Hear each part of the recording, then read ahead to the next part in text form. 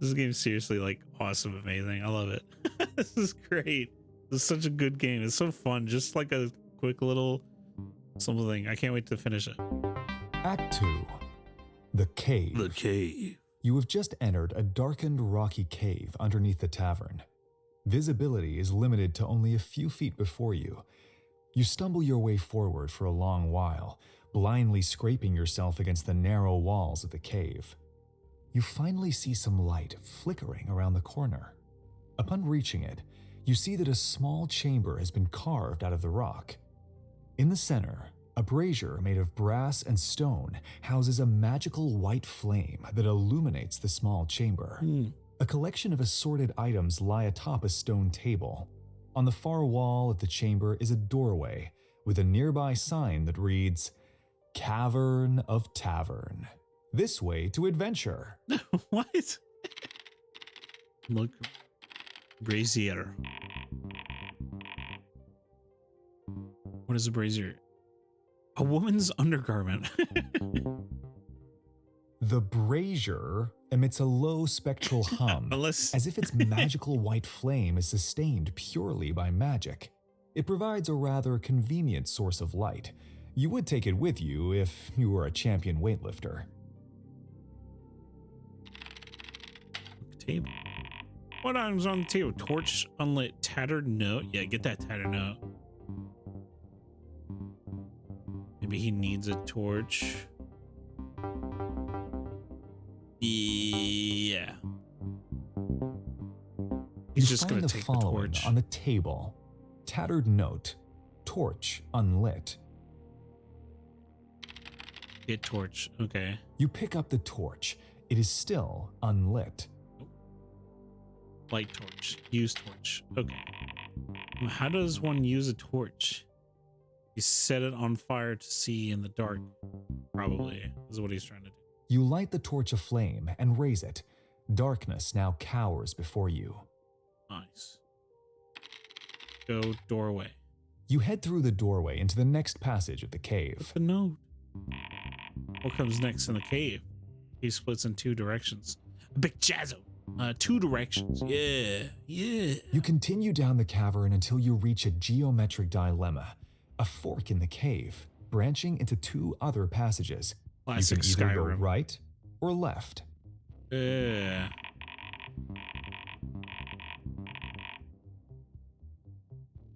A resounding echo from the right. A glaring sign posted on the wall. The left passage is blocked off. This would assure him to go right. But I don't want to remove his thing. But I will do the echo. There's an echo on the right side. Yeah. A low rumbling echo resounds from the cavern on the right. With little trepidation, you resolve that your quest lies somewhere down the left passage. All right, left it is then. Room full of bones. An underground waterfall? Room full of bones. Bones. As you walk further down the cave, you are startled by a sudden snapping sound beneath your feet. You shiver as you realize you've stepped on a pile of bones. Holding out your torch a little further, you see a chamber full of these bones. Nice. This must be the final resting place for hundreds of ill-fated adventurers. Large piles of bones blanket the floor like unholy stalagmites. The stench of death invades your nostrils. In the back of the chamber, you do, however, see an ornate chest. Don't touch that chest, boy. Don't touch that This chest. chamber appears to be a dead end. Quite literally, one might add. Look, chest. Wood meat? What is the chest? What? What is the chest made of? Meat?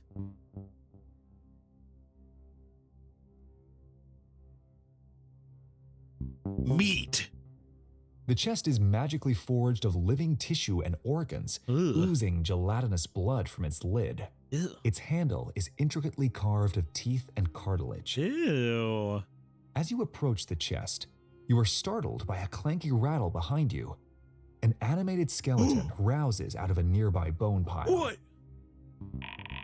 What is the skeleton's mood? tired. The skeleton looks at you with tired eyes. Come on, man, he says. Wait, seriously? You see a chest with a bunch of bones around it and you're just like, oh, gotta have that. So, yeah, look, dude, just think about it for a hot second. Do you really think you're superior to all the other dead guys in here? That you're like the chosen one? I doubt it. Oh, skeleton? What does Steve ask the skeleton about? His treasure. His undead origin? His undead... Forget about the treasure. His undead origins. You ask the skeleton how he became so... skeletal. Yeah. The skeleton's back. Necromancer's cursed adventurer. Get this, says the skeleton. One day, just minding my own business, spelunking this cool cave, find this treasure chest, open her up, then wham! Instant skeleton for all eternity. Damn. I'm cursed. Isn't that a raw deal? Oh, man. So, yeah. Now I spend my days making sure you other bozos avoid the same fate. Damn. Not that my altruistic actions are appreciated by anybody. Oh, man. Long story short, though, he says, I love the skeleton. You're not getting anywhere near that chest if I have anything to say about it. The skeleton puts his hand to a scimitar loosely holstered around his pelvic bone. I want that scimitar. I would want that attack skeleton. You prepare to do battle with the skeleton. Oh, yeah. Combat. Type Help Combat for list of battle commands. Ooh. Attack. You whip out your trusty dagger of mediocrity and take the skeleton to Stabsville, USA. Dang it, 6 damage? Give him a hand. Skeleton's not trying to kill him. He's trying to keep him from striking that. Give him a hand. You're persistent, says the skeleton. He picks up a slew of finger bones from the floor and slingshots them at you. I really have to hand it to you. Attack. You find it rather difficult to slice an enemy that doesn't have skin. You try sawing at the skeleton's bones with your dagger. Damn. Give him teach him a lesson. The skeleton readies himself and attacks you with his scimitar. Can't you just let this poor skeleton do his job? Ooh. You give up on the dagger's pointy end and instead start bashing the skeleton with the handle. Damn. 7 damage. Jawbreaker. Go, I gotta see what Jawbreaker is. I can't help it. The skeleton pulls out a gobstopper candy and pops it in his mouth. That'll lift my spirits, he says. He punches you really hard in the jaw. Yeah. Take that, Steve. Nearly down for the count, you wind up and give the skeleton one final blow to the skull. Oh, man.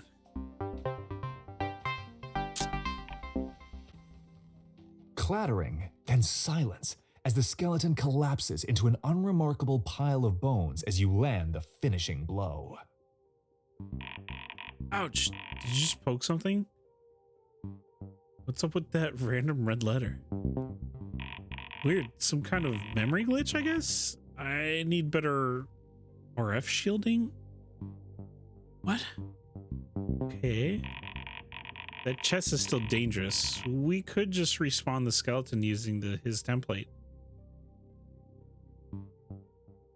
No, the skeleton said respawn the skeleton. But before you have time to celebrate your victory, the bones begin sliding and linking together, eventually piecing together the skeleton you just defeated back into full form. Yeah, get out of there. Yeah. Come on, dude, says the skeleton. What part of undead isn't clear to you? Death isn't an option for me. Comprende? We can fight all you want, but eventually I'll win out and add you to the bone pile. So, do me a favor, he continues. Just mark this chest down as a loss. I don't even know what's inside, but I guarantee you it isn't worth your while. Go explore the rest of this cave. Please, man. I'm running out of space for bones. The passage leading back to the fork beckons.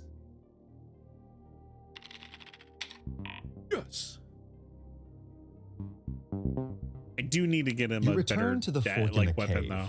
You can either head back to the cave entrance, or you can go through the left or right passages. A low rumbling echo resounds from the cavern on the right. Yes. What comes next in the cave? A big chasm, an underground waterfall. Yes. You begin to hear the deepened sound of rushing water as you walk down the cave. Eventually, you find the source of the sound as you enter a tall chamber. A towering underground waterfall cascades down the far side of the chamber. The waterfall has covered the chamber floor with a pool of water, which drains into small cracks between the rocks. Nice. What else is a lever? Get him a diamond. A brilliant diamond sits upon a pedestal in the center of the chamber. It's a booby trap. Get diamond. Easy. Wow, Steve just went right for it, huh? Good initiative. Big mistake. Big mistake. It's a booby trap. A deeply ingrained spirit of greed overwhelms your oft-neglected decision-making process. Yes, you think. More treasure for number one, which you often call yourself. To your immense disappointment, however, the illusory diamond vanishes as soon as you grab it. A large, booming voice echoes throughout the chamber. Fool! You have failed the test of avarice, says the voice. You shall become my eternal slave as penitence. An iron cage arises from the water and locks around you. Ooh. The thunderous waterfall splits in two at the top, revealing an enormous stone sculpture of a head behind it. Remarkably, the stone face opens his eyes, then the rest of the face begins to animate as he speaks to you. What? That's pretty cool. Now, slave, you may address me as Karumbo, the Underseer. Nice. What happens now?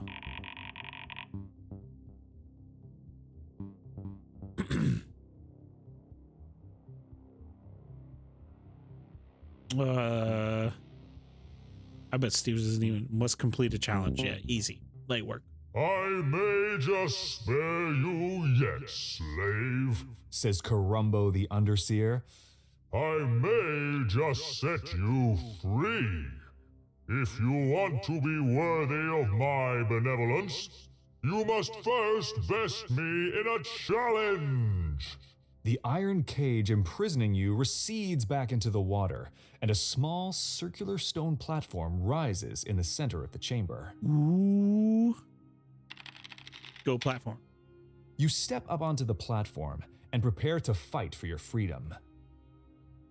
The giant stone face penetrates your soul with his striking stare. I, Karumbo the Underseer, will now select a challenge befitting your situation. What kind of challenge does Steve need to complete? Challenge of wits. Challenge of shoots and let wits. I ain't giving Steve an easy time. You must contend in a challenge of wits, says Karumbo the Underseer. Accept challenge from Karumbo the Underseer. Challenge of wits. Yes or no? Come on. There we go. Trickery riddle. Tavern quest trivia. Ooh. I hate riddles, so we'll do trivia. The challenge will commence now, states Karumbo the Underseer. Answer me this important trivia question. What is the trivia question?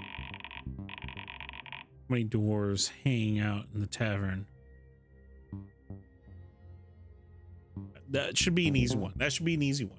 How many dwarves hang out in the tavern? Yeah. Set.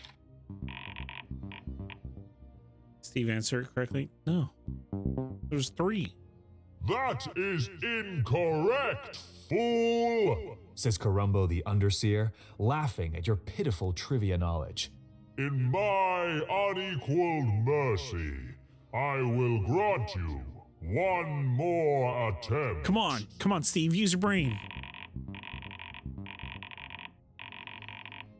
Ooh, he did get ale. What is the name of one of the, he might remember ale, because he likes it, you know? How much does it cost for a drink of ale? Yes! Thank you, Steve. He got it. You fool! Your answer is... Wait, correct? Says Karumbo the Underseer. No! It is impossible! How could this be?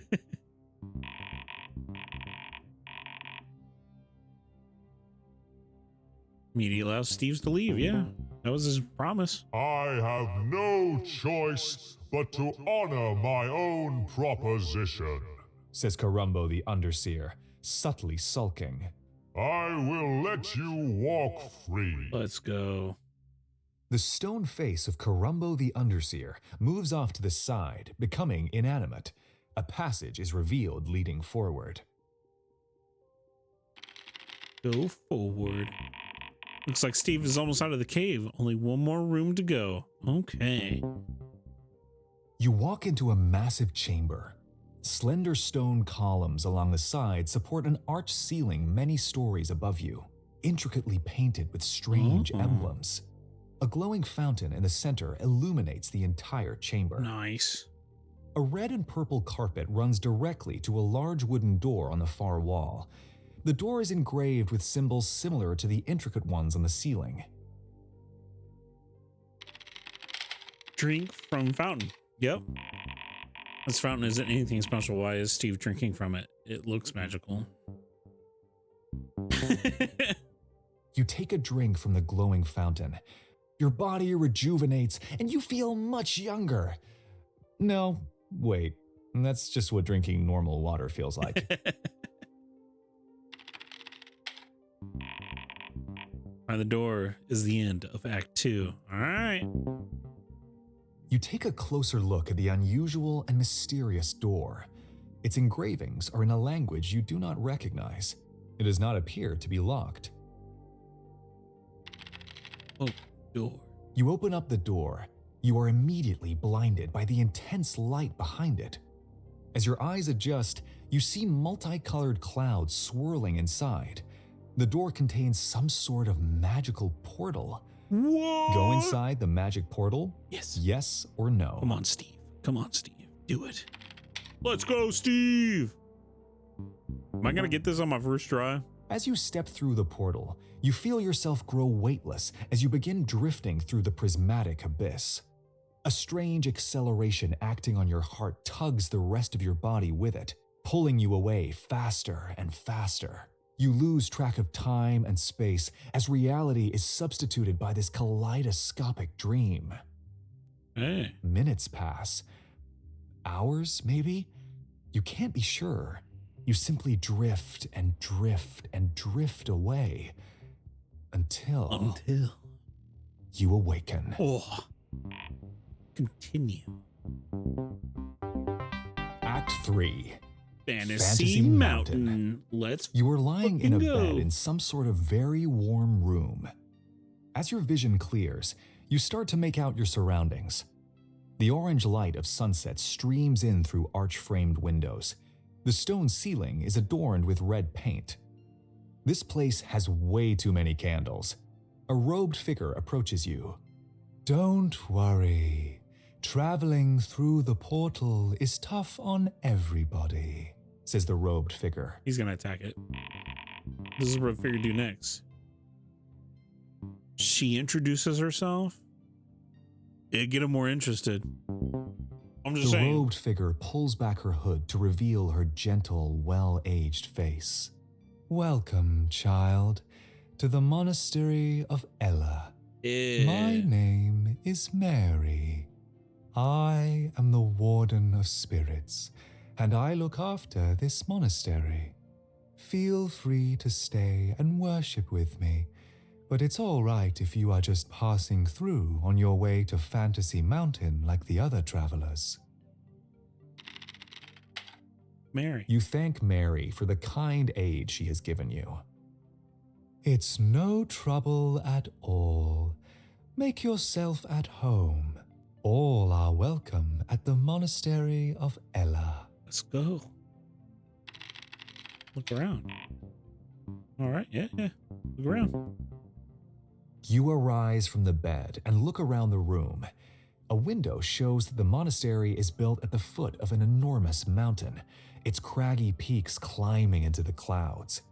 A precarious stone tower ornaments its tallest peak. The monastery has all the necessities in its one single room: a couple of beds, an incense table, a shelf stocked with herbs, and a shrine. And, seriously, a ton of candles. Fair enough.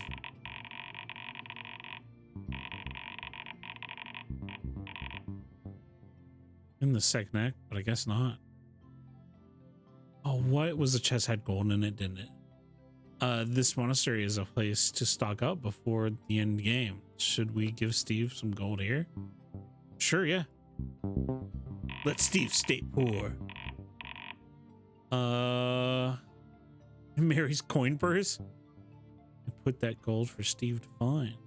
On the shelf.